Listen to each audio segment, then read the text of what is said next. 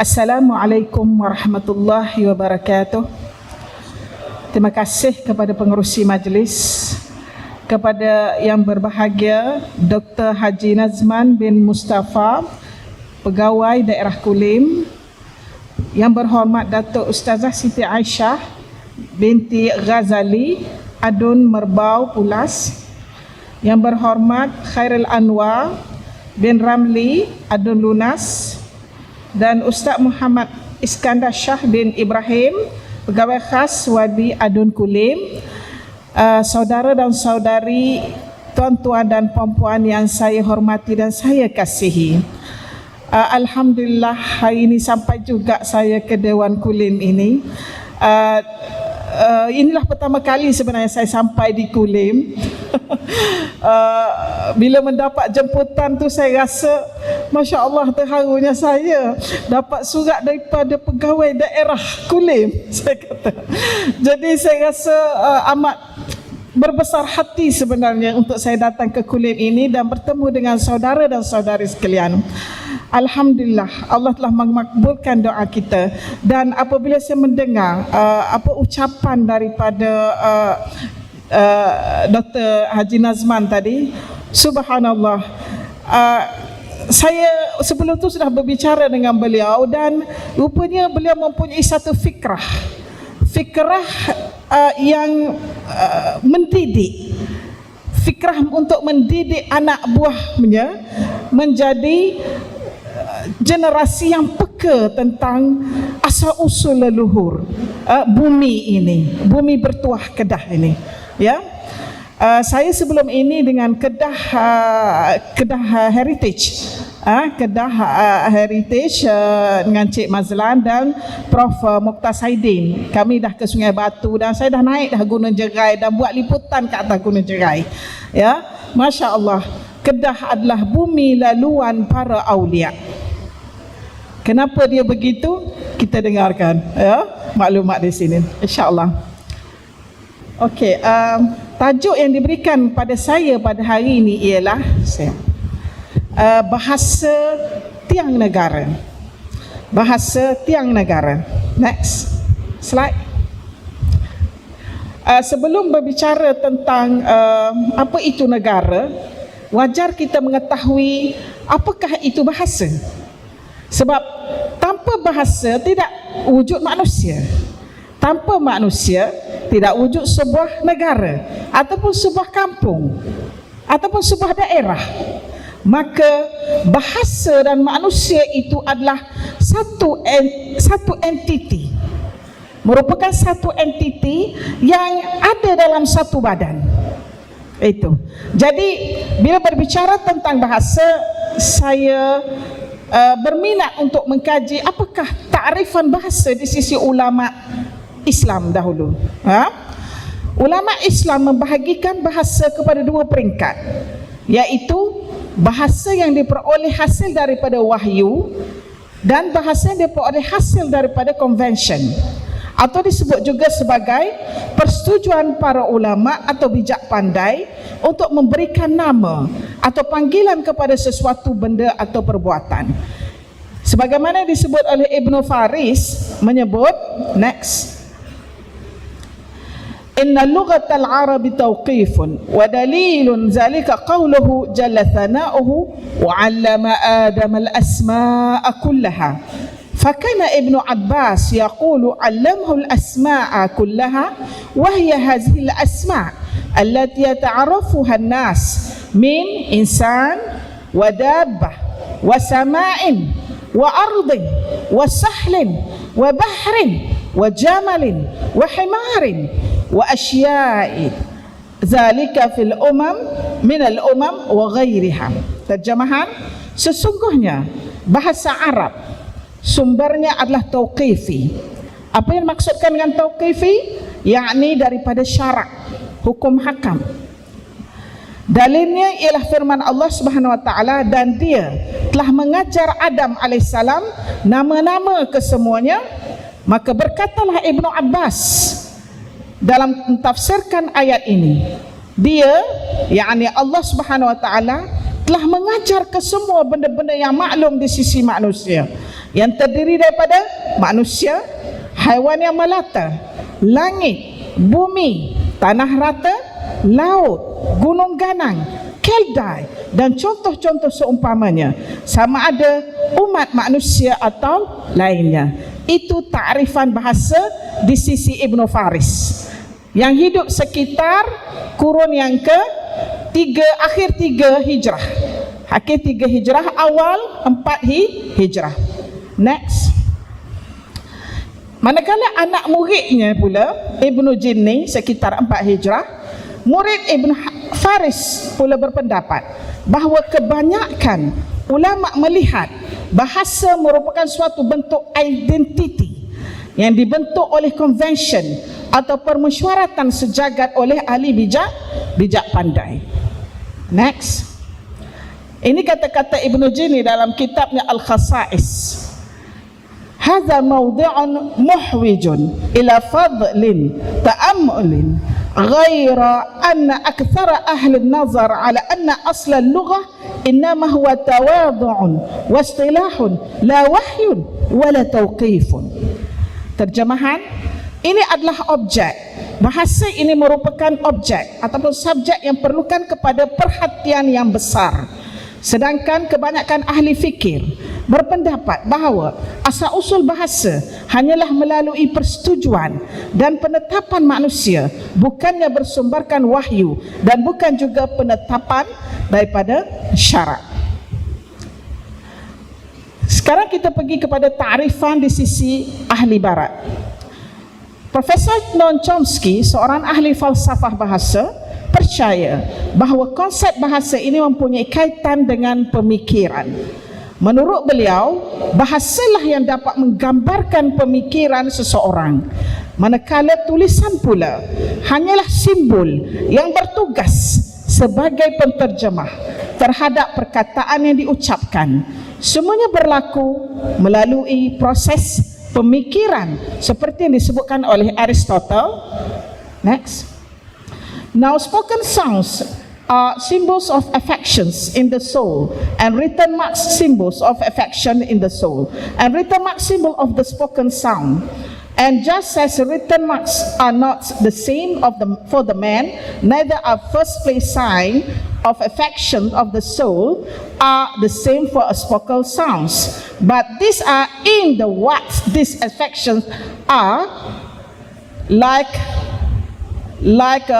of actual things are also the same. These matters have been discussed in the work on the soul and do not belong to the present subject. Terjemahan, kini bunyi yang diucapkan oleh simbol ialah simbol kasih sayang dalam jiwa dan simbol tanda bertulis dalam jiwa dan simbol tanda bertulis bagi bunyi yang diucapkan. Seperti tanda bertulis tidak sama bagi orang lelaki, begitu jugalah bunyi yang diucapkan. Pelik sikit kan? Namun pertama sekali ini ialah tanda kasih sayang jiwa. Ya, maksudnya di sini Aristotle melihat sound itu satu bentuk affection. Bila membunyikan sesuatu mesti menunjukkan unsur kasih sayang yang sama bagi semua, kasih sayang jiwa yang sama bagi semua, dan apa-apa juga kasih sayang menyerupai benda yang sebenar juga sama. Perkara tentang jiwa sudah dibincangkan dan tidak tergolong dalam subjek yang sekarang. Next. Okey. Kesimpulan daripada takrifan bahasa itu ialah ulama Islam telah membahagikan takrif ulama Islam melihat, Ibn Faris melihat bahasa itu ialah bahasa daripada Tuhan. Satu, iaitu wahyu, iaitu dia berpandukan kepada Al-Quran. Al-Quran itu menggunakan bahasa Arab. Maksudnya bahasa Arab itu bahasa wahyu. Satu.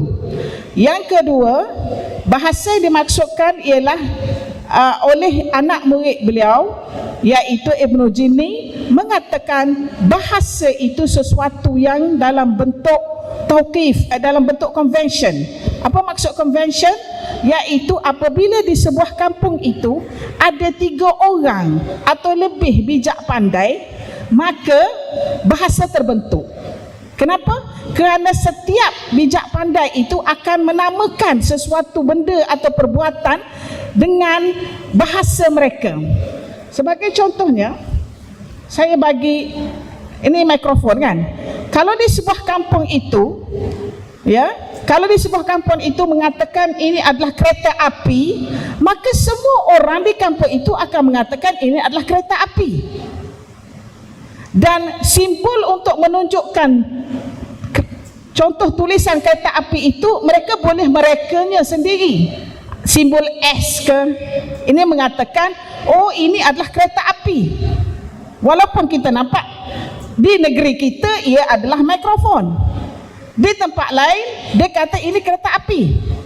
Begitulah bahasa terbentuk. Maksudnya bahasa itu suatu yang boleh direka apabila terdapat 3 orang atau lebih ahli bijak pandai. Begitu. Jadi berbalik kepada bahasa Melayu. Bahasa Melayu kita. Bahasa Melayu kita ni datang dari mana? Yang kedua tadi, convention. Maksudnya boleh muncul bahasa itu sudah ada bijak pandai. Bijak pandai lebih daripada 3 orang, maka satu kampung itu sudah ada bahasa. Sudah ada bahasanya. Jadi sebab tu kita dapati, kenapa tulisannya lain? Kenapa zaman ni lain? Kenapa tempat lain tulisannya lain? Itu adalah kebolehan bijak pandai di kampung itu, di negeri itu, meletakkan simbol itu. Kami nak letak simbol S, itu bermaksud W. Ikut kami lah. Ini kampung kami. Nampak tak? Maksudnya proses penamaan proses penamaan nama-nama yang terdapat di kampung itu, proses penamaan perbuatan yang dilakukan oleh orang-orang di kampung itu berdasarkan kepada 3 orang atau lebih bijak pandai itu. Dia ada ketua kabilah dia, kaum ketua kaum dia mengatakan ini kita namakan dia sekian-sekian, walaupun di tempat lain dinamakan lain, perkataan lain. Begitulah setiap bahasa boleh terbentuk bagi setiap bangsa. Ya, okey. Sebelum saya pergi ke alam kuno, saya pergi dulu ke alam klasik. Apabila bila bercakap tentang bahasa, orang Melayu hanya ingat sebelum tulisan Rumi sekarang, tulisan Jawi kan. Ramai daripada kita tulisan Jawi. Jadi kalau kita tengok bila bermulanya tulisan Jawi di alam Melayu, ia bermula sesudah terdirinya kerajaan Melayu Islam Samudra Pasai sekitar 1300 AD. Dia bukan BC, AD. Maksudnya 1300. Kalau Sultan Saleh Malikul Zahir itu sekitar 1262 AD, maksudnya sudah ada pentadbiran di kawasan Samudra Pasai itu. Dia apa-apa pun sesuatu daripada Timur Tengah ke, daripada Afrika ke, daripada Eropah, dia akan jumpa dengan utara Sumatera dulu. Dan itu adalah tempatnya ialah di kerajaan Samudra Pasai dan Perlak. Kenapa kerajaan Samudra Pasai dan Perlak ini masyhur? Kerana pada 1300 itu jatuhnya kerajaan Baghdadiyah. Kerajaan Baghdad telah jatuh hasil daripada serangan Tartar. Maka ulama-ulama Islam ingin mencari kawasan baru untuk menyebarkan Islam. Jadi mereka mencari di kawasan timur ini adalah di Samudra Pasai, di utara Sumatera, kawasan Aceh sekarang ini. Jadi di situ ulama sultannya itu adalah dari susur galur keturunan Husin, keturunan cucu Sayyidina Husin bin Fatimah. Daripada situ mulalah kerajaan Osmaniyah. Kita kena ingat pembentukan kerajaan Osmaniyah bermula 1299 dan berakhir 1922. 1924 itu secara rasmi collapse. Jadi ketika itu kiranya permulaan kerajaan Osmani, maka kerajaan Osmani sebenarnya telah menghantar ulama-ulama Islam untuk mengislamkan kawasan ini. Bukan untuk mengislamkan, untuk mengajar balik, restructure balik agama Islam di sini. Sebab sesudah kewafatan Rasulullah SAW sebenarnya Sudah ada agama Islam di sini. Sudah ada. Ya, kalau kita tengok daripada catatan, selain daripada catatan orientalis yang berpusat di Aceh itu, kerajaan Islam sudah bertapak di alam Melayu sekitar kurun yang ke-7. Kurun yang ke-7 bermaksud 600 Masihi. Maksudnya di zaman Rasulullah SAW sudah ada alam Islam di sini. Tetapi benda ini tidak dibongkarkan. Dan kita berpegang kepada pandangan orientalis mengatakan ia bermula kurun yang ke-14. Kurun yang ke-14 bermaksud 1300. Itu salah sama sekali. Karena kita dapati bahawasanya Parameswara itu adalah orang Islam. Parameswara bukan daripada Palembang. Kenapa catatan Summa Oriental oleh Tommy Perez itu mengatakan Parameswara daripada Palembang? Itu adalah momokkan yang diberikan oleh orientalis untuk mengatakan Parameswara itu Hindu, kerana di Palembang itu banyak berhala-berhala yang telah dibina sekitar selepas 900 kurun ke 900 AD dan kurun yang ke 10 AD. Jadi di sini pemahaman timeline ataupun pemikiran yang kritis dapat mengembalikan apakah yang benar dan apakah yang tidak. Ya, jadi apa yang kita pertahankan di sini ialah ianya bermula, tulisan Jawi ini bermula sesudah terdapatnya pemerintahan Islam di kerajaan Samudra Pasai itu, yang mana mereka belajar tulisan Jawi. Kenapa? Untuk faham Quran. 1300 sudah lewat. 1300 Ibn Khaldun dah habis dah karang buku dia Al-Muqaddimah tu. Maknanya orang lain dah maju dah, takkan kita belum Islam lagi. Maksudnya catatan Summa Orientalis itu kita boleh pertikaikan, ya. Dan waktu itu Kesultanan Samudra Pasai berada di bawah pemerintahan Sultan Alauddin Ahmad Malik Az-Zakir yang kedua 1326-1350. Baginda ini merupakan sultan mendapat kunjungan dari Ibnu Battutah pada tahun 1345 dan 1346 Masihi.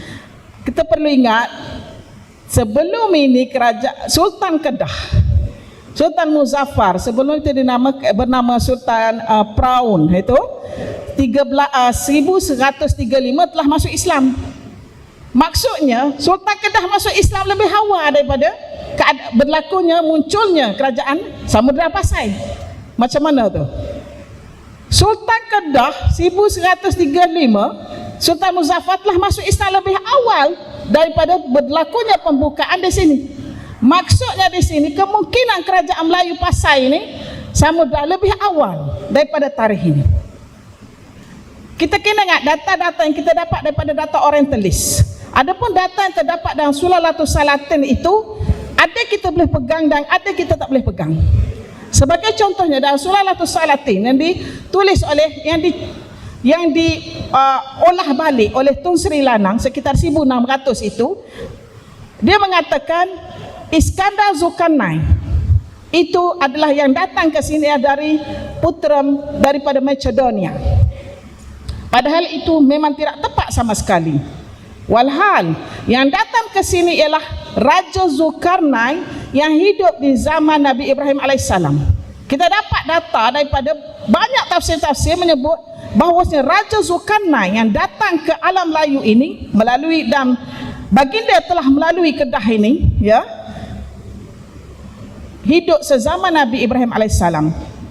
Baginda adalah Raja Himyar daripada Yaman. Dulu dia tak panggil Yaman, dulu dia panggil Himyar. Yaman itu apabila ada gabungan 6 kerajaan besar, 6 kingdoms, the great 6 kingdoms bergabung, maka disebut sebagai Yaman. Antara kingdoms yang bergabung dengan Yaman itu, yang untuk menjadi melahirkan Yaman itu adalah Sabak. Sabak oleh Ratu Balqis. Ratu Balqis ini raja yang ke-7 kerajaan Sabak. Kerajaan Himyar itu yang ke-7. Zulkarnain adalah yang ke-4. Maksudnya sudah ada hubungan kerajaan alam Melayu, terutama Kedah ini, dengan dunia di sekitar kawasan Yaman. Dan kalau kita tengok peta, dia akan datang ke sini, dia tidak akan turun ke dia tidak akan datang ke Kedah melalui belakang no, melalui belakang lautan Pasifik. Tidak, dia mesti melalui sebab dekat. Dan dia tidak akan mengikut jalan darat. Jalan darat, sebab jalan darat pada waktu itu susah untuk dilalui. Mengikut jalan air lagi dekat. Dan telah sampai ke sini. Dan kita maklum Quran menyebut bahawasanya Zulkarnain itu telah pergi ke negeri yang paling hujung sekali sebelah barat dan paling hujung sekali sebelah timur. Untuk pergi ke timur, baginda wajib lalu Kedah. Kerana di Kedah ini ada 3 sungai. Saya bincang benda dengan Prof Mokhtar kan. Jadi berdasarkan ekologi, mereka mengatakan ada 3 sungai besar. Dulu Sungai Merbuk tu 5 kali lebih besar daripada sekarang. 5 kali lebih besar daripada sekarang. 2 tembus ke Teluk Siam, 1 tembus ke Kelantan. Sebab tu kita ada kerajaan cermin Citu di Kelantan. Yang di Sungai Batu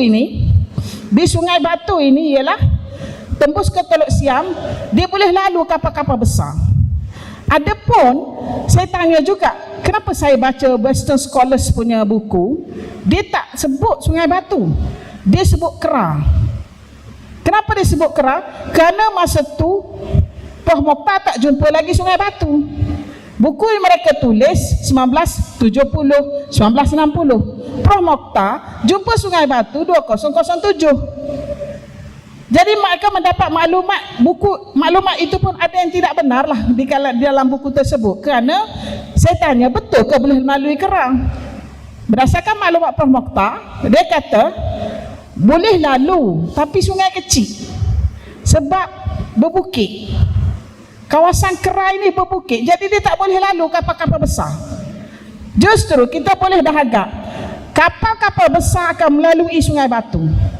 Sebab kita ada bukti bahawasanya seorang traveller berbangsa Arab, pengembara berbahasa Arab, dia daripada Baghdad, dia selalu nak pergi ke China, daripada China nak balik ke Baghdad balik. Ni disebut dalam buku Mu'jamul Buldan oleh Yaqut Hamawi. Dia kata, pengembara ini mengatakan, aku daripada China untuk ke Baghdad, aku singgah di satu tempat bernama Kalah. Dan di Kalah itu banyak peleburan besi, pusat peleburan besi pada ketika itu. Berdasarkan bukti ini, maksudnya betullah Kalah yang disebut dalam manuskrip catatan Assyria oleh Shal Mansur I pada 1300 BCE itu adalah Kedah. Perkataan Kalah itu adalah Kedah. Memang terdapat perkataan Kalah di Mesopotamia, perkataan Kalah di India, perkataan Kalah di Syria. Jadi berdasarkan maklumat kita dapat dalam Mu'jamul Buldan, Kalah itu merupakan di Kedah, tapi tempat-tempat lain itu ada nama Kalah. Berkemungkinan besar dia ambil nama itu daripada Kedah, kerana besi Kedah adalah besi terbaik. Ini saya bawa ya tadi. Ada orang pihak Cik Ing dan Abang Min tadi bagi tunjuk besi dekat saya ni. Ni besi 14 negeri ni, besi Kalain. Besi ni Masya Allah, sebenarnya bila saya kaji lagi ya Mesopotamia dengan hubungan dengan Kedah ni, bukan saja daripada Arab, tapi Viking pernah sampai di sini. Ya, Viking Rusia ni dalam kitab Al-Biruni. Orang Viking pernah sampai di sini, orang Byzantine pernah sampai di sini. Kita ada jumpa Cat Moho daripada Keral, dia buat ekskavasi. Ada Cat Moho, tapi penulis itu dia tak sebut itu tulisan Rodiman, dia sebut tulisan Sanskrit. Saya orang linguistik, bila saya tengok ini bukan tulisan Sanskrit, ini tulisan Rodiman. Rodiman adalah pecahan daripada Armenia alfabet. the development of Armenia alphabet. Jadi rudiman ini adalah dia ada kesan dengan tulisan Greek dan sebagainya. Karena dalam buku tersebut ada menyebut bahawasanya orang-orang Rusi ini, orang Viking ini, dia mencari besi ini. Dia mencari besi ini sebab semasa perang dengan Byzantine dan Rasulullah tu, Byzantine adalah Rom Timur, ya. Ketika dia tengok besi orang-orang Islam tu padu, pedang tu, dan besi mereka patah. Dia punya pedang mereka tu patah. Dia sesudah kalah itu, sedangkan dia 200,000 tentera dan orang Islam tak sampai pun 200,000. Tapi kenapa dia orang boleh kalah? Bila mereka buat kajian, rupanya pedang-pedang orang Islam ni ada pedang kalai. Pedang kalai ni kalau dia berperang, dia tak patah. Jadi sesudah kejadian itu mereka mencari. Mereka mencari untuk mendapatkan juga besi kalai. Itu yang ada beberapa syair Arab menyebut benda ni. Bila mereka ada besi kalai, mereka dah dapat besi kalai, macam mana tentera Islam ini menghancurkan mereka? Mereka ambil batu, hancurkan kat kepala mereka. Itu ada syair Arab. Maksudnya di sini, besi kalai ini bukan saja Mesopotamia, tetapi Rusia. Viking ini adalah satu empire, zaman empire adalah orang-orangnya adalah orang Rusia sekarang. Byzantine Rom Timur. Ini ada dalam buku Al-Biruni. Saya boleh tunjuk ya, tapi tak style. Maksudnya patutlah relau itu yang Prof Mokhtar kata, daripada Sungai Batu ke Patani, daripada Jerai, Sungai Pedu itu jika dikeringkan macam tumbuk, nampaklah dia punya relau tu 1000 kilometer. 1000 kilometer penuh dengan relau. Dan dekat Sungai Batu tu Prof Mokhtar hanya gali satu je tempat ekskavasi. Ada 36 lagi doktor, tuan pegawai, 36 lagi tak digali. Tak ada dana. Dana yang Prof Mokhtar dapat itu ialah ketika zaman Pak Allah. Seingat saya Pak Allah untuk Sungai Batu tu Pak Allah bagi 15 juta. Jadi kita kena bantu Prof Mokhtar dengan grup Kedah Heritage ni, Cik Lan, Cik Mazlan. Kena bantu doktor. Jadi saya rasa insya-Allah akan ada perubahan dengan Jabatan Mufti dah mula mengambil alih dah benda ni dengan Fatwa Negeri Kedah, Majlis Fatwa Negeri Kedah, Tuan Guru Haji Zulkifli dah mengambil berat tentang hal ini. Kita akan rombak buku untuk sekolah tahfiz pondok dulu. Sekolah, buku teks kena ada. Tuan Guru Haji Zulkifli dah sebut itu. Kita kena ceritakan benda yang betul lah kepada generasi. Kena cerita benda yang betul ya. Okey. Seterusnya. Okey. Saya suka bawa peta ni dalam ceramah-ceramah saya. Peta ni kalau kita tengok, saya dapat daripada Prof Kopansky peta ni. Dia adalah orang Poland, Profesor Poland daripada yang masuk Islam. Jadi banyak dia bagi info-info pada saya tentang, dia adalah Profesor History, World History. Jadi kalau kita tengok Southeast Asia ini 1500 BCE ni dah ada tamadun. Dia adalah tamadun yang kelima sesudah China. China adalah yang keempat. Southeast Asia adalah 1500 BCE. Dan kita ingat Nabi Ibrahim AS 2000. Maknanya 2000 ke 2500 kalau dia panggil sirka, is all about dengan Raja Zulkarnain itu tadi. Dan Nabi Khidir merupakan menteri penasihat kepada Raja Zulkarnain. Kalau saya buat genealogi 8 kali 5 tu saya nampak memang betul Nabi Ibrahim dengan Nabi Khidir ini dia macam sepupu. Dia sepupu. Maknanya hidup serentak zaman satu zaman itu. Ya. Jadi kalau kita tengok sini, Southeast Asia ni dia buat di Champang, Funan, kawasan petani, sebenarnya kekedah sekali. Dia tak akan tulis semualah warna biru tu. Sebenarnya kedah kawasan ni. Sebenarnya di Malaysia ini ada 2 pentadbiran besar, empayar besar, tapi saya rasa tidak ditulis dalam buku-buku sekolah kita. Satu ialah empayar Kedah Tua dan satu ialah empayar Melaka. Alam BC adalah milik kerajaan Kedah Tua. Alam AD milik kerajaan Melaka empayar. Sebab kita dimaklumkan bahawa 1300 ke atas peleburan besi di Kedah telah berhenti. Peleburan besi di Kedah berhenti 1300 AD. Sebab itu buku-buku sejarah kita tak cerita pasal suasana di empayar Kedah Tua dengan detail. Buku-buku sejarah cerita direct tentang Parameswara 1300 buku sejarah, iaitu terus pembukaan Melaka. Saya melihat kajian saya daripada atas, saya bukan daripada bawah. Sebab bidang saya bidang falsafah, pemikiran bahasa dan tamadun. Jadi saya nampak alam Melayu itu, alam kuno Melayu dan alam klasik Melayu. Empayar Kedah Tua ialah alam kuno, empayar Melaka ialah alam klasik.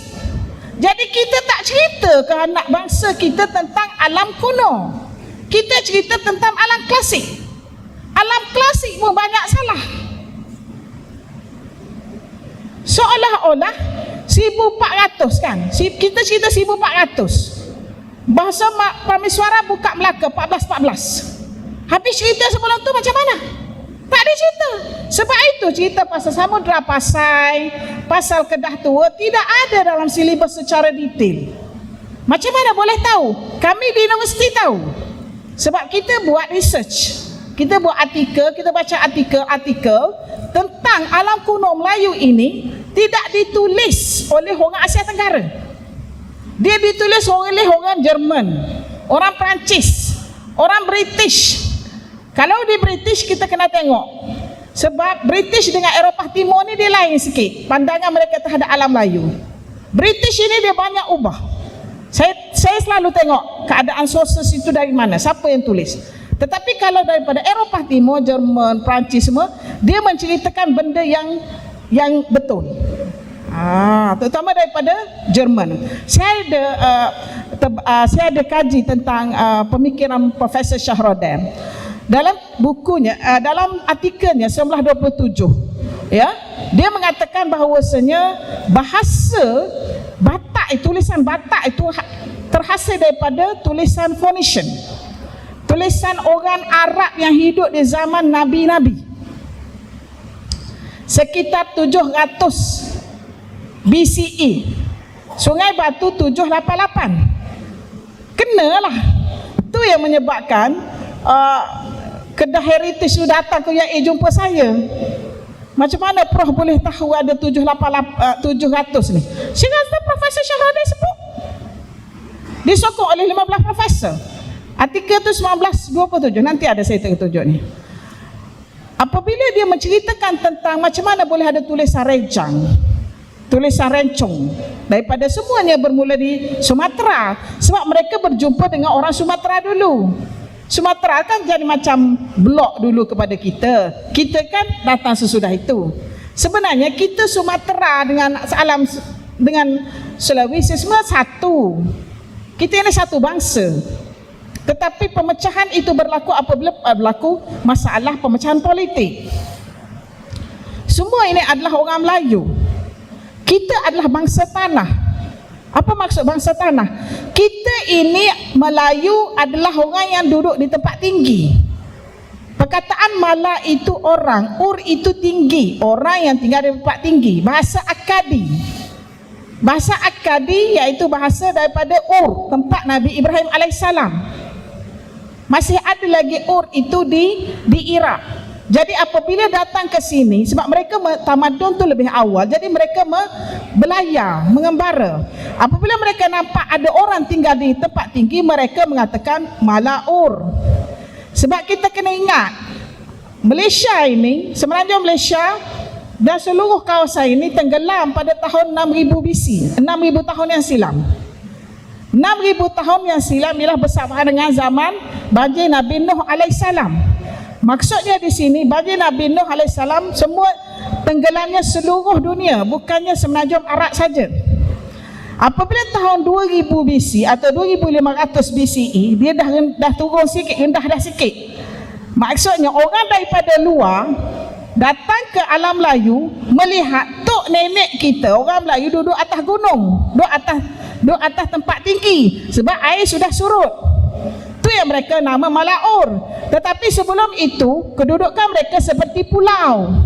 Sebab tu dalam Era Mahawangsa disebut Pulau Serai. Bukan sebab banyak serai, tetapi serai itu bermaksud istana. Itu dalam bahasa Arab kuno. Sarai, sim, ra, alif, ya. Sarai itu bermaksud istana. Sebab itu di Gunung Jerai saya difahamkan banyak istana-istana tua. Itu merupakan pusat pemerintahan. Itu. Jadi di sini sudah ada pergerakan, sudah ada anak jati diri, leluhur kita di sini. Kalau ada pergerakan daripada Sumatera ke alam Melayu, daripada Jawa, daripada Borneo, itu bukannya pendatang, kita adalah perantau. Dia sebab dalam circle yang sama, dalam race kaum yang sama. Itu. Slide, next slide. Ini peta bertarikh 475 AD daripada East Hemisphere. Dalam peta ni dia tunjuk, ya, saya di sini. Ini semua Melayu. Semua Melayu ni. Ni alam Melayu ni, dia tulis all Malays. Sumatera, Borneo, Filipin, Malays, Sulawesi, Funan, Champa, dia tulis Melayu. Even Jawa sebahagian atasnya pun Melayu. Walaupun orang Jawa tak nak mengaku Melayu, tak apa kan. Jadi apa yang menarik di sini, peta ini East Hemisphere, world map. Dia tulis 475. Maksudnya Rasulullah lahir 571. Peta ni 475. 100 tahun sebelum lahir Rasulullah SAW. Sudah ada ni peta ni. Orang Melayu sudah wujud 100 tahun sebelum lahir Rasulullah SAW. Itu dalam peta ni. Maksudnya betul lah orang Melayu sudah menjadi pelayaran hebat sesudah sebelum lahirnya Nabi Isa lagi. Nabi Isa 1 AD. Dia kata 1 million. Dia kata millennium. The first millennium of BCE. Daripada Richard L. Smith dia tulis, the first millennium of BCE, Malays people merupakan orang yang telah menjadi pelaut yang handal, telah berhubung dengan alam Greek dan Rom. Dan orang-orang Greek, orang-orang Rom belajar macam mana nak belajar untuk cari baca bintang di lautan dengan orang daripada orang Melayu, Malay people. 1 millennium of BCE bermaksud 1000 BCE. Kalau dia kata 2 millennium of BCE, 2000 BCE. 2000 BCE Nabi Ibrahim. 1 millennium 1000 BCE alam Nabi Daud. Nabi Musa sekitar 1500 hingga 1200. Antara Nabi Musa dengan Nabi Daud kan ada kerajaan Talut dengan Jalut. Jadi Nabi Daud sekitar 1100 kita letak situ.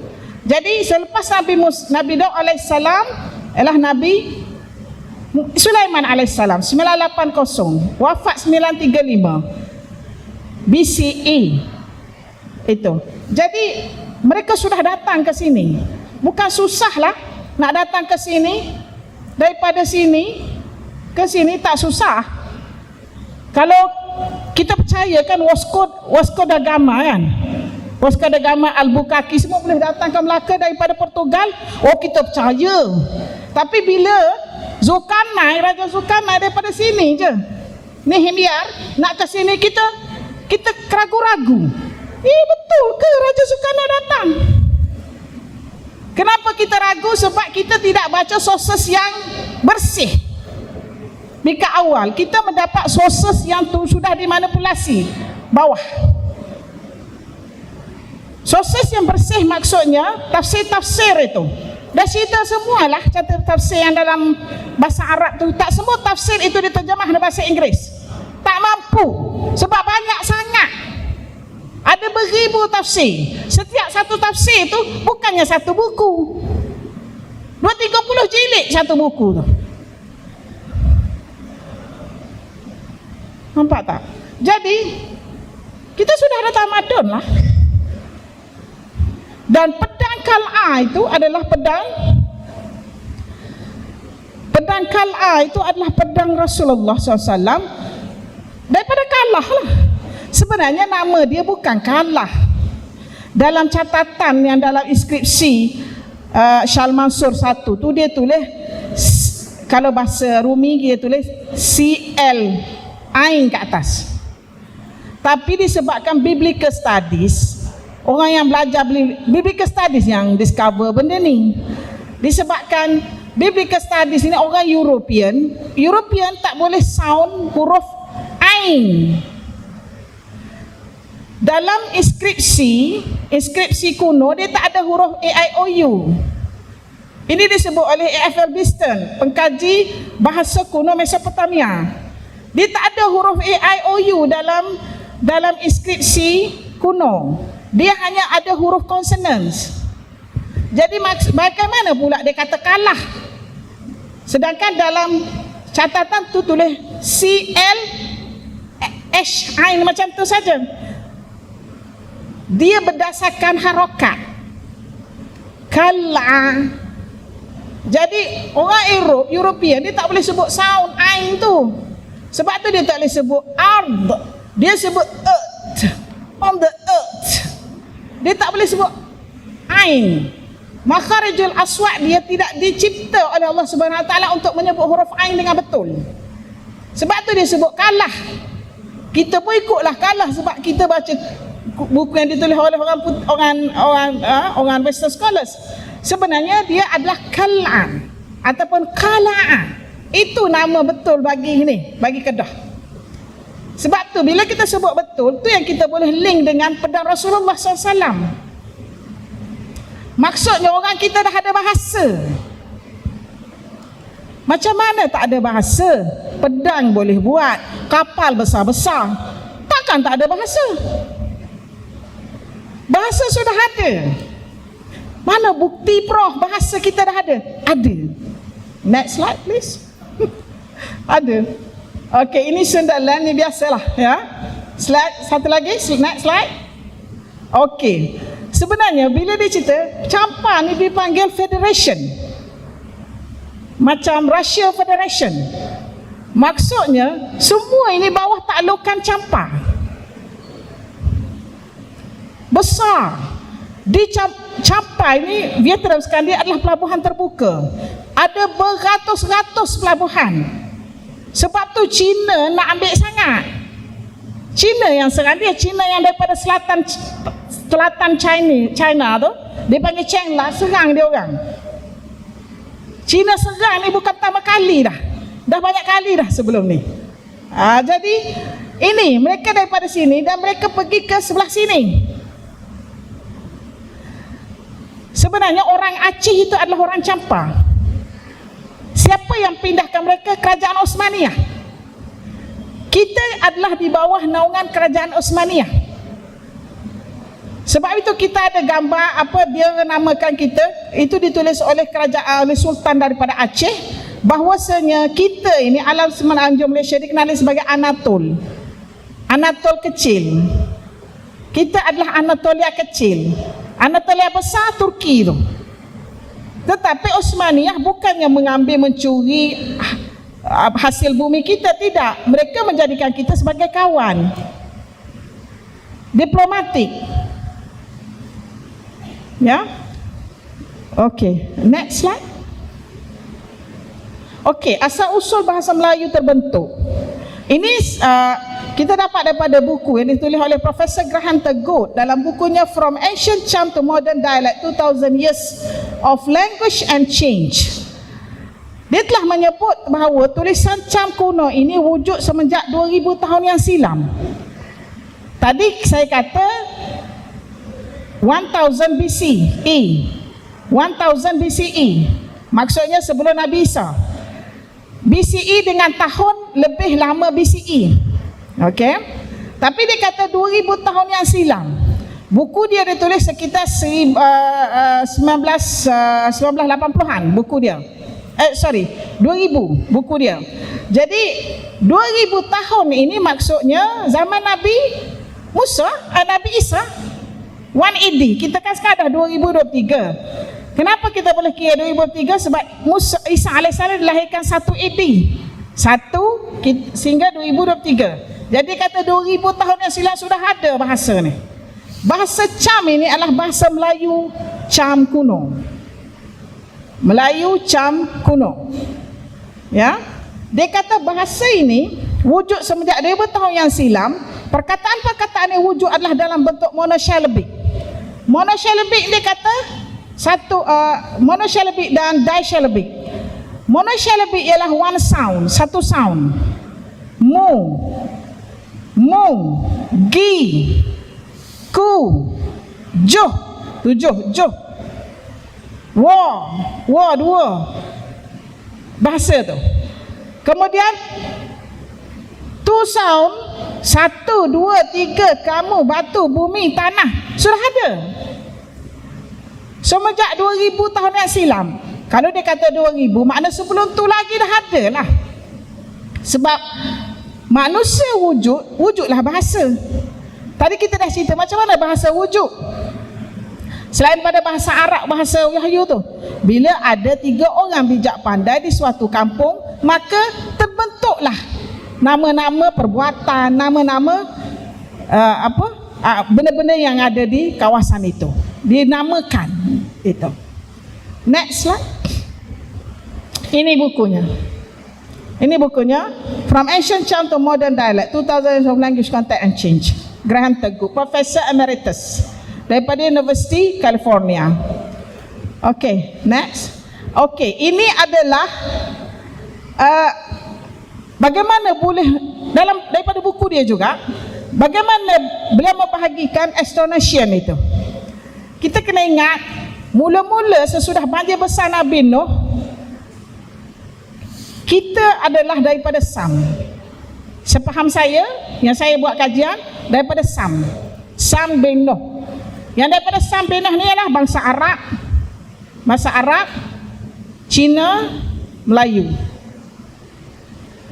Yang daripada Ham, kulit hitam, itu adalah Afrika, orang Tamil India, daripada Ham yang berkulit hitam itu. Yang Yafik itu berkulit putih, Rusia, orang Eropah itu berkulit putih.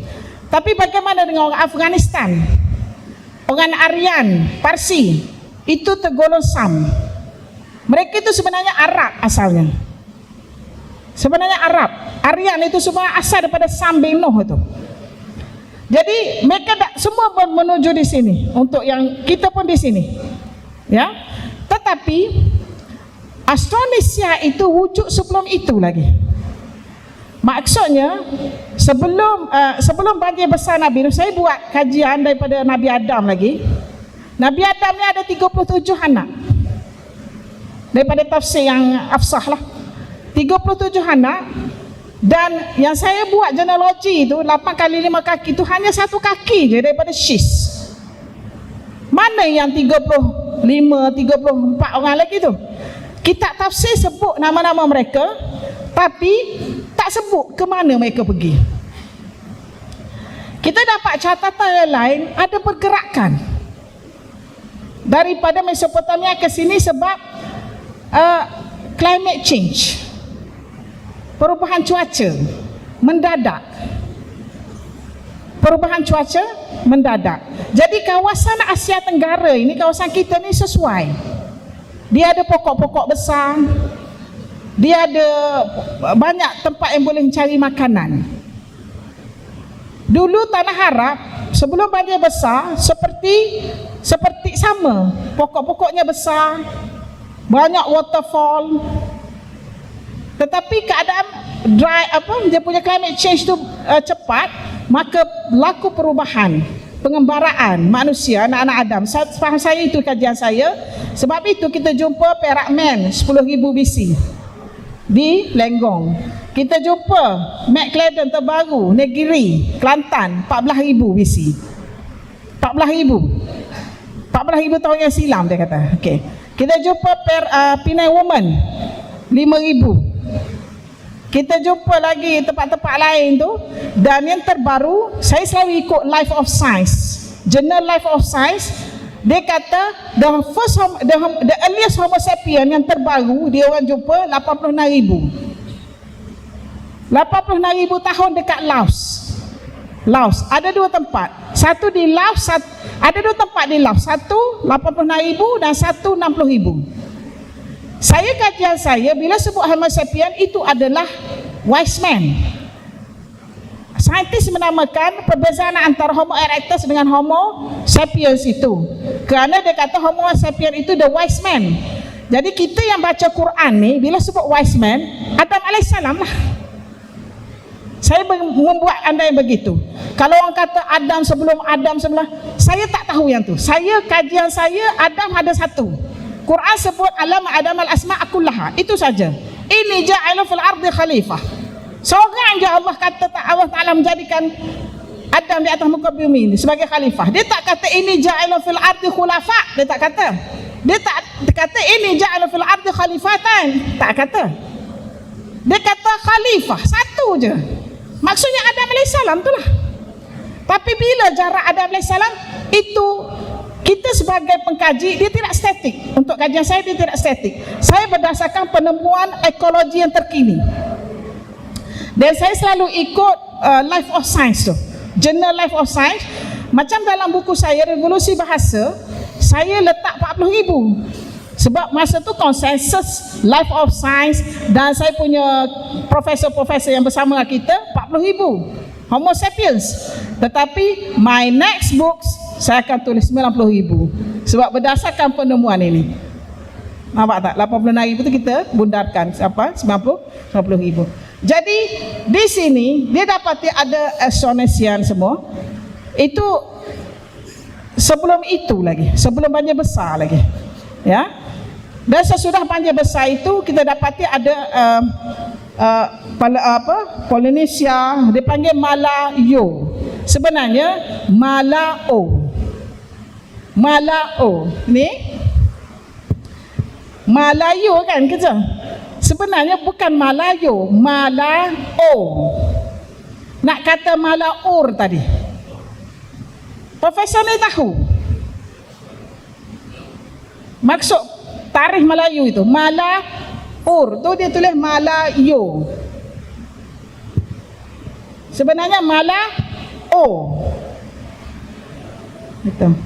Jadi kalau kita tengok Malao ni ada banyak cabang. Sebab tu bila orang kata ada orang tak mengaku Melayu kan, Melayu lah. Berkata berdasarkan fahaman ini Melayu. Ya, dia sebut Malayik, dia kata Camik, Jawa. Melayu. Walaupun dia tak mengaku kan.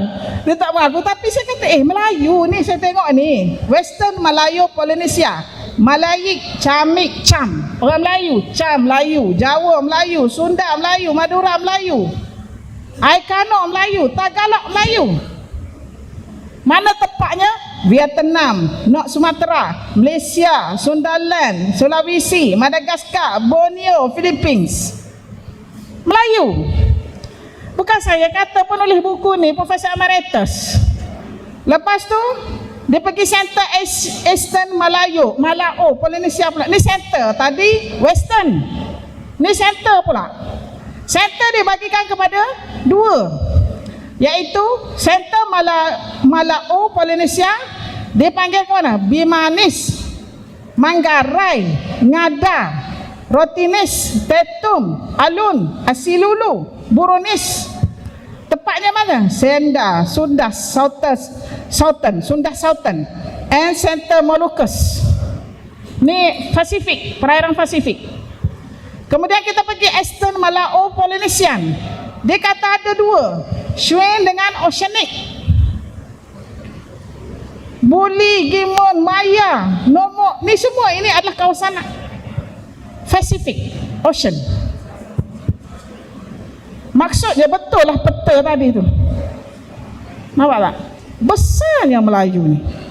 Tapi kita disebabkan kita ada lautan, air. Jadi kita sepatutnya kita pergi melawatlah saudara mara kita. Inilah saudara mara kita sebenarnya. Tapi disebabkan dia dalam bentuk oceanic, jadi kita rasa jauh. Tapi mereka itu yang paling terkenal di mana? Kita je, Malaysia je. Yang lain-lain tu di pulau-pulau. Kalau kita pergi melawat mereka, saya dengar daripada kawan saya yang pergi ke kawasan di Filipina je, macam tahun 1950-an, 40-an, tak maju. Maknanya kita adalah bangsa tua, tetapi kita tidak berada dalam satu empayar yang kuat. Ya, slide seterusnya. Ini dia besarkan lagi daripada yang tadi. Melao, Cham tu ada Melayik, ada Proto Cham. Melayik berdasarkan pada maklumat adalah 1992. Proto Malay, Iban dan selainnya. Iban tu Melayu. Proto Malay. Proto Chamik, Cham, dia ada Highland Chamik. Cham yang tinggal di tanah tinggi, Cham yang tinggal di tepi pantai. Ni semua adalah Malao Chamik. Semua Melayu. Tapi tak mengaku, ada yang tak mengaku Melayu. Itu yang kita sedih tu. So kita harap the greater Kedah ni lah yang bakal menaikkan balik dengan mineral yang ada di Kedah, dengan semangat yang ada di Kedah, dengan pentadbiran yang bagus di Kedah ini, serta kita mendapat dana-dana daripada pelabur-pelabur luar, Dr. Razman sebut tadi, saya rasa Kedah bakal menjadi kawasan termaju, insya-Allah.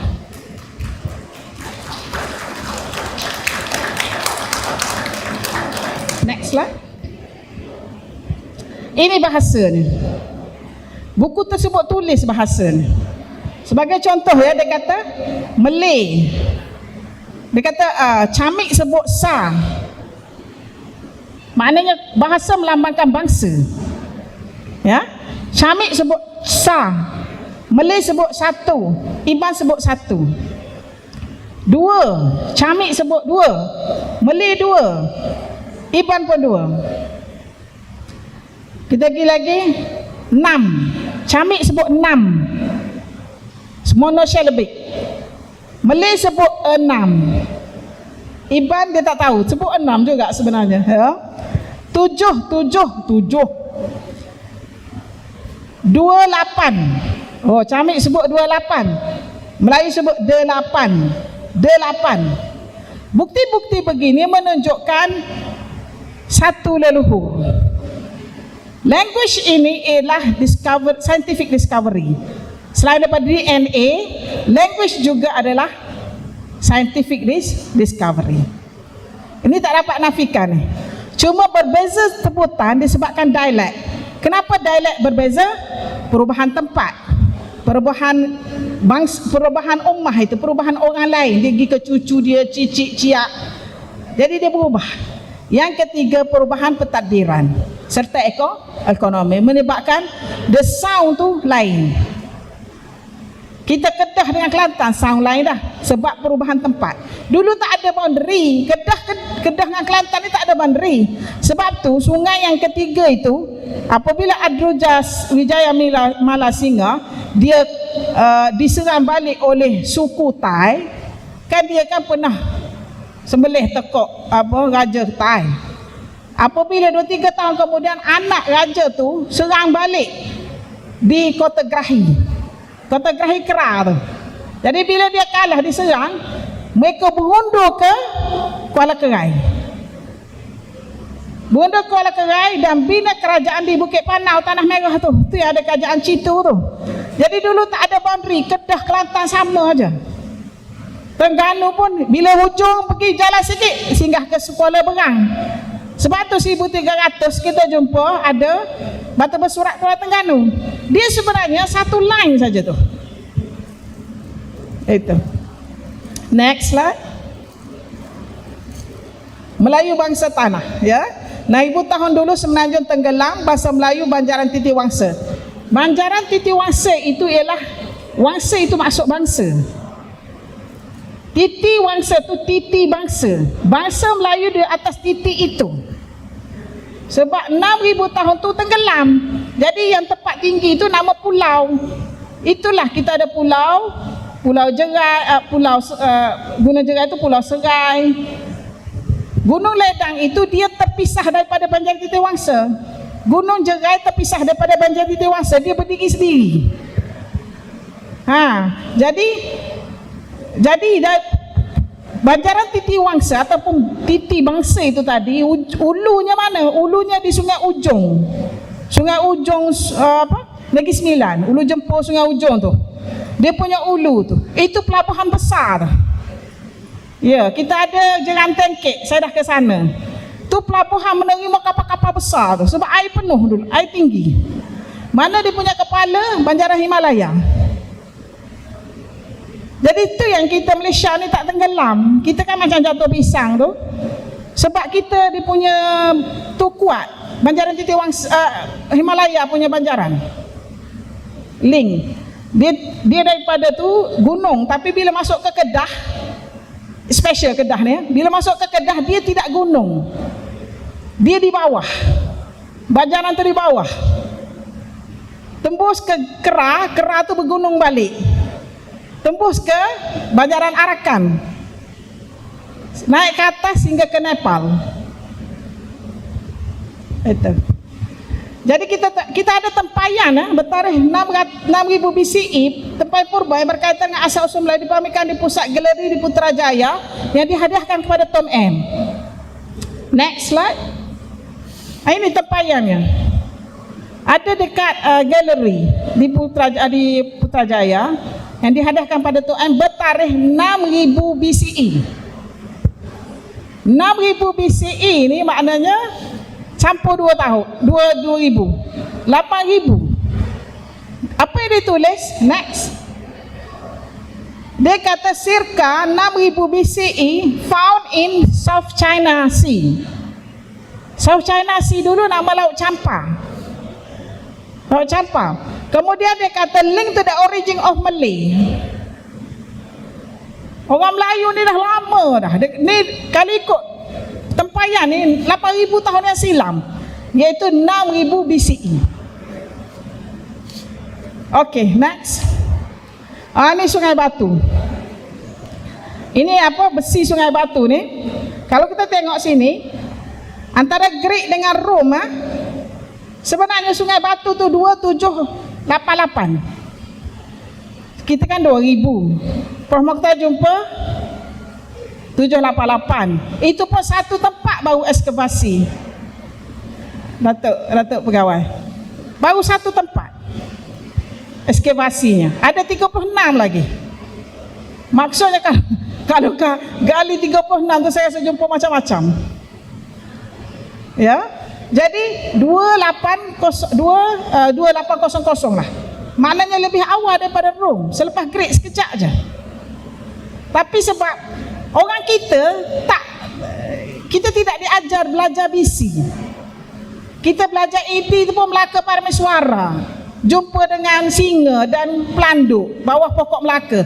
Tu je kita belajar. Malanglah nasib kita. Jadi kita terbingung-bingung, mana bisi ke apa benda bisi ramai. Anak-anak kita tak tahu angka bisi. Bisi ni apa? Dia tahu cerita Nabi-Nabi, tapi dia tak tahu tarikh itu. Dia kata Nabi Adam bila? Dia ingat seolah-olah lepas Nabi Adam tu Parameswara. Nampak tak? Betapa longgar tau. Sebab tu anak-anak kita tidak boleh berhujah dari sudut history ni dekat international. Dia tak boleh pergi ke conference international untuk discuss about apa kuno, alam ancient. Alam klasik pun dia dah jatuh, dia dah gagal. Ya. Kalau tengok ya, kita lebih hawa daripada Angkor Borobudur. Tapi kita tak bina pun monumen. InsyaAllah ada, Datuk, insyaAllah. Saya tanya Prof Mokhtar, monumen macam mana Prof? Dia kata 10 km di jalan raya tu nampak dah monumen. Monumen di Sungai Batu nanti. Harap jadi kenyataan. Dalam bentuk relau dia kata, insyaAllah. Next. Inilah Iron of the Kedah ni. Kedah ni. Saya tanya anak-anak murid saya, rasanya nama apa yang paling awal sekali? Cicah ke? Kadaram ke? Kalah ke? Kuida ke? Dia mesti tengok dari mana asal tamadun paling awal. Dia mesti kalah. Perkataan kalah tadi lah dalam inskripsi tadi. Kalah. Yang tadi. Pedang kalah. Next. Inilah besi-besinya. Antaranya kita tunjuk tadi. Next. Ini 788 artifact found. Next. Okey, ni dalam buku Profesor Suzuki Takashi. Profesor daripada Jepun ini dah berjumpa dengan Prof Mokhtar dan dia ajak Prof Mokhtar ke sana ke conference di Tokyo. Dia kata semua datang ahli sejarah daripada Jepun nak dengar. Sebab orientalis tulis kerajaan Sriwijaya bermula di Palembang. Saya duk kaji juga. Bila baca buku ini, kita dapati road dia memang 3 jalan tadi saya sebut tu. Daripada Sungai Batu nak tembus ke Teluk Siam. Daripada Kera pun ada, tetapi sungainya tak besar. Tapi di manakah bermula Sriwijaya? Tapi kalau kita sebut ni orang Indonesia marahlah kat kita kan. Tapi kita kena sebut sebagai seorang pengkaji. Jadi sekiranya kerajaan Sriwijaya itu terbentuk hasil daripada kejatuhan kerajaan Funan, maka yang logik akal dia mesti singgah ke Chayang ataupun di Kerang. Sebab mereka ni adik-beradik, saudara mara. Champa, Funan, Patani, Kera, Chaya, Gerahi, Kedah Tua, Kelantan, Kuala Kerai, Citu, tu adik-beradik, saudara mara. Funan itu sebuah kerajaan maritim. Ini buku-buku dalam tulisan High Impact Journals. Artikel dalam High Impact Journals menyebut Funan itu adalah kerajaan maritim. Membina kapal-kapal besar.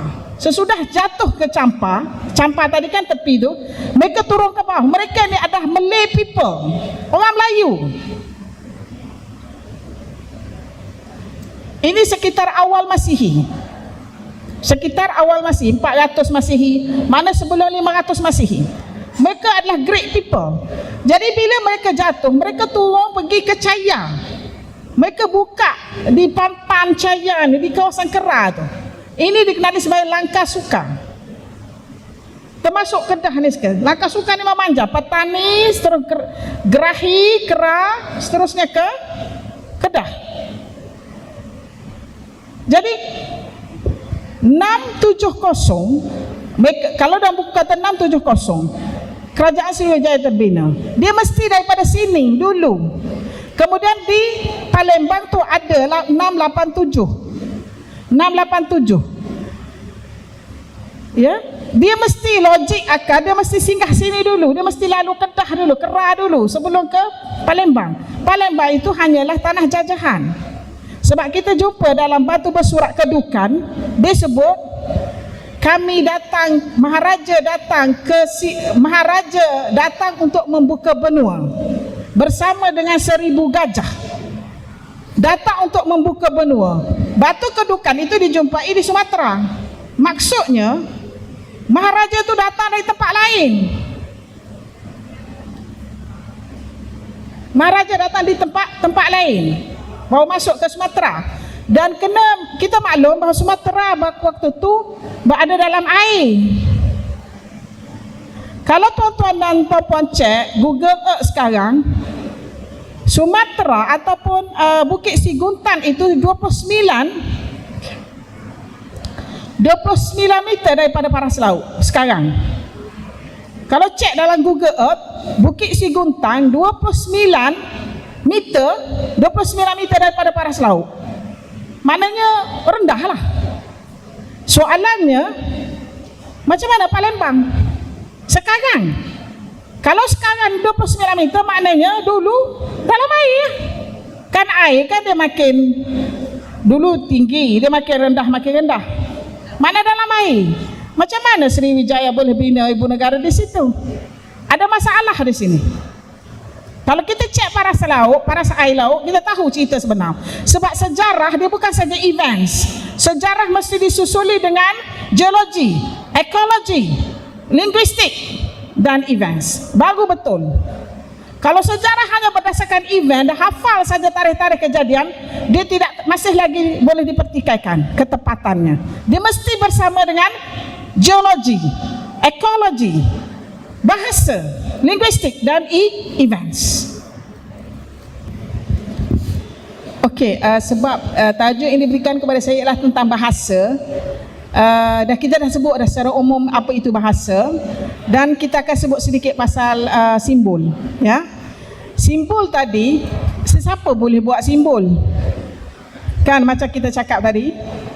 Tetapi simbol yang rasmi, simbol yang bertertib, yang ada pengaruh luar. Ya, ini maksud kita. 700 BCE tadi Sungai Batu 788. Pengiraan BCE ini dia menurun.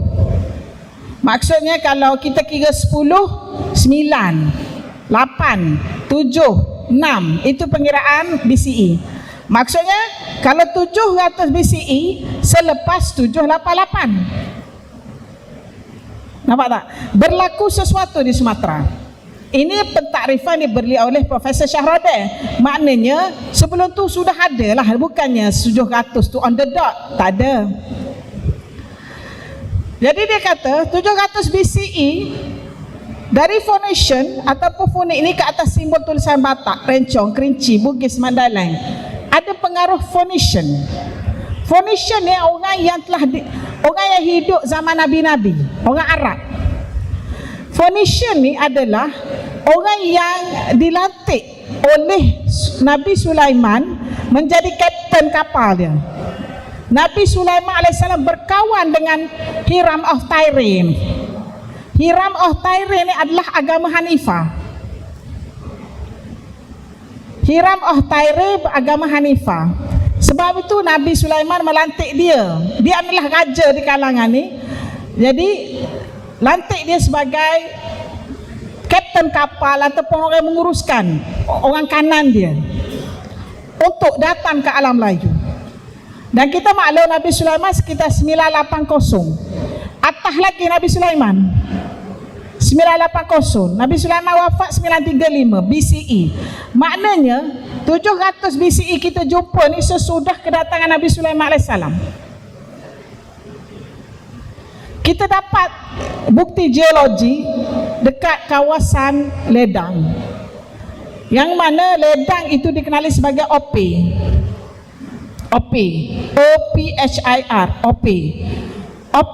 Ophir of Solomon ni adalah Ledang. Ophir of Solomon ni adalah Ledang. Sebenarnya bila kita baca catatan Western scholars, dia tak tahu kat mana Ophir mula-mula tu. Ada mengatakan Ophir itu di Greek, ada mengatakan Ophir itu di Afrika, ada mengatakan Ophir itu di Yaman. Tetapi konklusinya mereka dapati Ophir itu ada di Ledang. di alam Melayu. Dan opik itu mengeluarkan emas. Kawasan tu kawasan bumi emas, dia kata. Dan bukti ini ada dalam bukti geologi. Ada pensyarah daripada Universiti Melaya, dia telah buat kajian di ledang itu, betul ke ada emas. Memang ada kawasan seluas 60 km daripada Gemas, Jamentah, Ulu Jempol tu 60 km adalah kawasan emas. Buktinya ada kesan lombong emas yang ditinggalkan berusia beribu tahun. Betul lah. Kalau daripada Nabi Sulaiman kita 980, kita dah 2000, mana hampir 3000 tahun lombong emas yang telah ditinggalkan. Dia kata mining gold was abandoned, a huge mining gold. Dan di situ masih ada lagi kesan takik kapak tu terhadap batu. Dia sebenarnya emas ni ada dalam dua keadaan. Satu dalam bentuk flakes, kepingan yang diambil dekat sungai ke apa. Yang kedua emas ada dalam quartz. Dalam quartz itu ada vein. Jadi macam mana nak ambil emas dalam vein tu yang ada kat quartz tu? Dia kena guna patah kapak paling nipis, 0.3 mm. Jadi nak cari tu masih ada lagi kesan takik tu sampai hari ni. Saya ada gambar-gambar tu. Ya. Maksudnya ini disebut dalam Opik of Solomon. Manakala Claudius Ptolemy dalam kurun yang kedua Masihi, dia kata Khorasan area, Khorasan. Kalau kita tengok dalam peta Ptolemy buat tu, macam tak ada Sumatera. Betul. Macam tak ada Sumatera, dia gabungkan Sumatera dengan semenanjung Malaysia tu jadi macam jantung pisang gemuk. Jantung pisang tu jadi gemuk. Kita tanya kat mana Sumatera? Kalau tengok peta Ptolemy, tak ada Sumatera. Rupanya dia gabungkan sebab konsep peta Ptolemy ni nak cerita pasal emas. Kat mana emas? Emas bermula daripada tanah sering. Tanah sering itu di Burma. Tanah seri itu nama Burma itu tanah seri. Dalam catatan klasik orientalis dia tulis tanah sering. Daripada Burma, sebab tu Burma itu ada emas, ada batu-batu permata di Manjaran Arakan itu. Daripada Burma turun ke Kedah, turun kawasan Gemas, Ledang, bercampur bersama dengan kawasan Sumatera. Itu dia panggil Khorasan area. Emas, kawasan emas. Itu.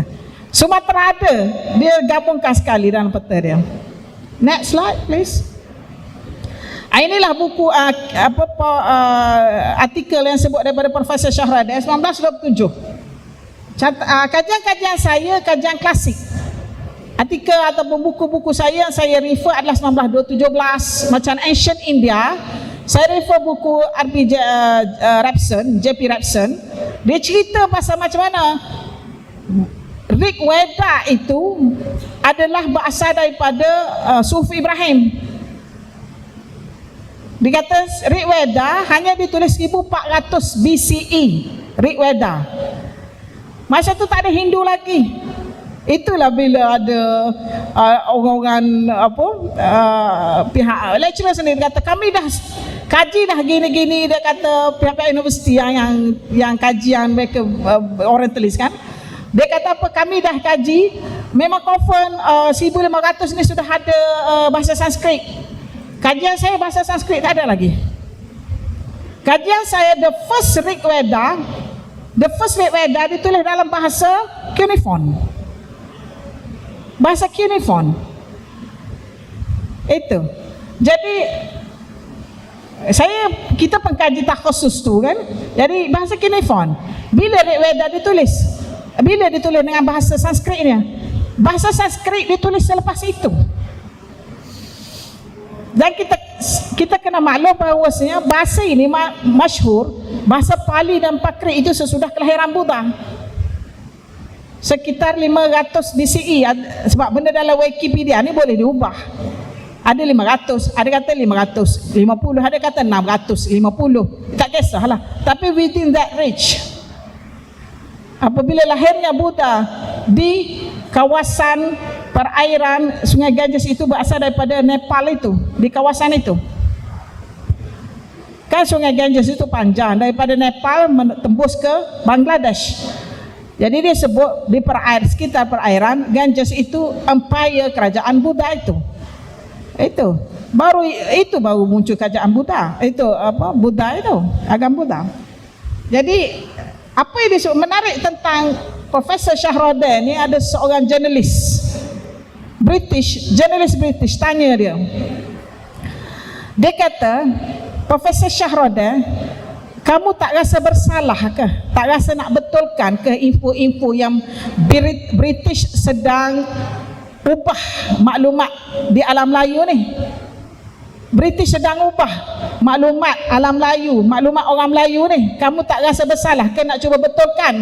Sebab kamu ni kaji tentang pembentukan tulisan Batak, tulisan Rencong, Bugis, Sulawesi, Mandailing, Kerinci. Kamu kan tak cuba ke nak betulkan ni? Apa Profesor Shahroddin cakap? Profesor Shahroddin kata, aku tidak ingin berurusan dengan British. Itu bukan tugas aku untuk membetulkan British. Maksudnya apa, tuan-tuan dan puan-puan? Orang-orang profesor daripada Eropah Timur, Jerman, bahagian-bahagian Eropah Timur tahu siapa sebenarnya kita. Siapa sebenarnya orang Melayu. Apabila menceritakan kisah alam Melayu, sejarah-sejarah di negara mereka, akan menceritakan Melayu itu Campa, Melayu itu Funan, Melayu itu Kalah, Kedah, Melayu itu Patani, itu Melayu itu Melaka. Sebab maklumat yang kita dapat tidak dalam bentuk BC. Kita tidak mendapat info siapa kita sebelum lahir Nabi Isa. Kita hanya mendapat maklumat tentang diri kita sesudah lahir Nabi Isa, itu pun 1400 dah. Habis yang zaman Rasulullah kat mana? Tengok peta tadi, kita wujud sebelum lahir Rasulullah lagi. Itu bukti yang kita ada. Di mana catatan-catatan ni kita nak baca ya Prof? Mesti tertanya-tanya kan tuan-tuan dan puan-puan? Catatan ini ada dalam high impact journals. High impact journals, yang high impact artikel yang tulis dalam high impact journals, yang terbit dalam high impact journals. Orang-orang akademik tahu benda ni, yang kaji. Dan penulis-penulis ini bukan orang Asia Tenggara. Bukan ditulis oleh orang Melayu, bukan ditulis oleh orang Cina. Dia ditulis oleh orang Eropah. Mereka tahu siapa kita. Kita tak tahu siapa diri kita. Ya? Dan mereka tahu sejarah kita banyak diubah dan banyak hasil mineral kita diambil orang. Mereka tahu. Saya berhubungan dengan mereka. Itu yang saya tahu tu pasal alam Melayu ni. Kita di sini mengkaji macam mana dia menjajah. Tapi sebelum dia jajah tu, sebab itu tok nenek moyang kita hidupnya happy. Orang Melayu, leluhur kita yang dulu-dulu tu sebelum penjajahan, mereka itu hidup gembira. Mereka itu peramah. Mereka itu suka bersahabat dengan orang. Mereka itu pelaut yang hebat. Mereka itu peniaga yang hebat. Telah berhubung dengan orang Phoenician. Sebab itu dia boleh berhubung dengan orang Phoenician. Kenapa dia? Dan mereka itu kaya. Tok nenek kita kaya, ada emas.